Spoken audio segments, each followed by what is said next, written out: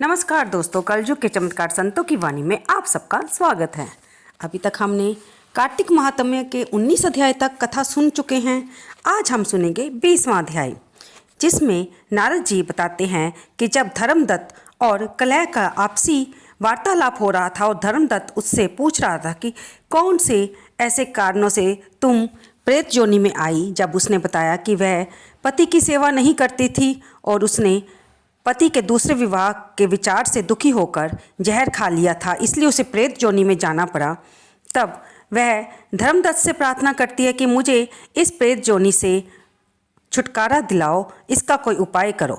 तब धर्मदत्त बोला, कार्तिक मास में तीर्थ व्रत नियम आदि करने से समस्त पाप दूर हो जाते हैं, परंतु प्रेत योनि में रहने के कारण उन पर तेरा अधिकार नहीं है। तेरे इस कष्ट को देखकर मेरा मन दुखी है। तेरे उद्धार किए बिना अब मेरे मन को प्रसन्नता प्राप्त नहीं होगी। 3 प्रेत योनियों को देने वाला तेरा ये पाप बड़ा ही निंदित है। थोड़े से पुण्यों से ये समाप्त नहीं होगा, इसलिए इस जन्म में जो मैंने कार्तिक का व्रत किया है, इसके आधे पुण्य के फल से तो उत्तम गति को पाएगी।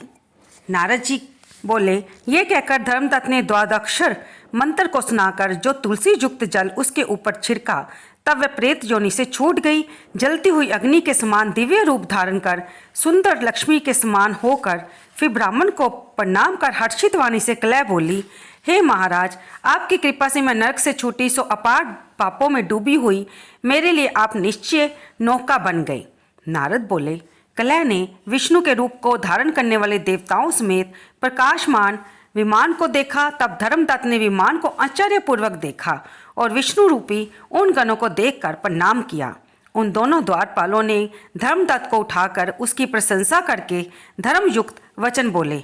गण बोले, हे ब्राह्मण, तुम बहुत धर्मात्मा हो, विष्णु की भक्ति में सदा लगे रहते हो, दीनों पर दया करते हो, तुम विष्णु के भक्त हो। तुमने बचपन से अब तक जो कार्तिक व्रत किया था, उसका आधा फल देने से कलह के पूर्व जन्म का पाप नष्ट हो गया। तुम्हारे स्नान के फल देने से इसके पूर्व जन्मों के पाप मिटे और हरि का जागरण आदि करने से ये विमान मिला। यहाँ अनेक प्रकार के भोग हैं, ऐसे विकुंठ को जा रहा हूँ। हरि का जागरण आदि करने से ये विमान मिला। यहाँ अनेक प्रकार के भोग हैं, ऐसे विकुंठ को ले जा रहा हूँ तुम्हें। तुमने कार्तिक में दीपदान किया था, इससे इसे तेज मिला और तुलसी के पूजन से और कार्तिक के व्रत से जो तुमने इसको पुण्य दिया था, इसलिए ये मोक्ष पा गई है और तुम भी इस जन्म के अंत में स्त्रियों सहित वैकुंठ को आओगे तथा वैकुंठ में भगवान विष्णु की सारूपता मुक्ति को पाओगे, जिसका नाम लेने मात्र से मनुष्य सद्गति को प्राप्त करते हैं। जैसे ग्राह से पकड़ा हुआ हाथी मुक्त होकर भगवान के समीप गया और उनका गण कहलाया। तुमने विष्णु भगवान की जो पूजा की है, सो कई हजार वर्षों तक दोनों स्त्रियों सहित भगवान के चरणों में निवास करोगे। जब पुण्यशीन होंगे तब तुम पृथ्वी पर आकर सूर्य वंश में प्रसिद्ध राजा दशरथ कहलाओगे और ये दोनों स्त्रियां तुम्हारे साथ होंगी।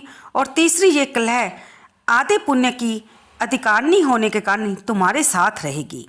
वहाँ पर भी भगवान विष्णु तुम्हारे समीप रहेंगे और तुम्हारे पुत्र बनकर देवताओं के कार्य को पूरा करेंगे। इस कार्तिक व्रत से उत्तम कोई भी तीर्थ नहीं है। तो दोस्तों, यहाँ पर हमारा 20वां अध्याय समाप्त होता है, जिसमें हमने अति पावन, अति उत्तम, अति प्रभावशाली कार्तिक व्रत के बारे में जाना कि कार्तिक व्रत में हम जो भी नियम लेते हैं, जैसे वो स्नान करने का नियम है, हरि के निमित्त जागरण आदि करने का नियम है, उनके लिए दीपदान करने का नियम है, या उनके लिए हमने तुलसी पूजन और किसी चीज़ को भी अगर हमने छोड़ने का व्रत लिया है, उन सब का अलग अलग फल मिलता है और हमें सुख की प्राप्ति होती है। जहाँ तक कि तुलसी युक्त मिले जल से हम प्रेत योनि से भी प्रेतों को छुटकारा दिलवा सकते हैं। आपको ये कथा कैसी लगी, कृपया इसे लाइक करें, शेयर करें और कमेंट बॉक्स में जय विष्णु भगवान लिखना तो बिल्कुल ना भूलें। धन्यवाद दोस्तों।